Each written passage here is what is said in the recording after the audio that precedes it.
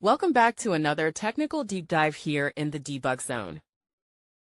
Today, we're tackling a big question and breaking it down with insights from other users. Hopefully, this clears up some misconceptions and helps you get the answer you need.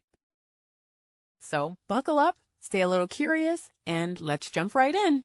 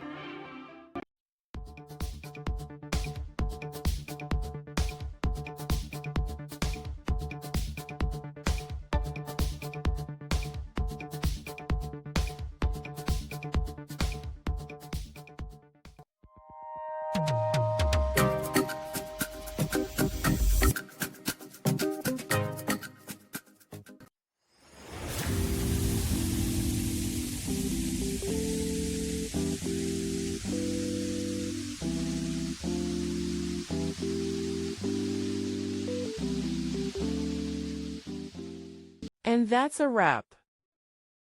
I hope you found the answer you were looking for. If you did, take a second to hit that subscribe button. It really helps out. And let me know in the comments which solution worked best for you. See you next time in the debug zone.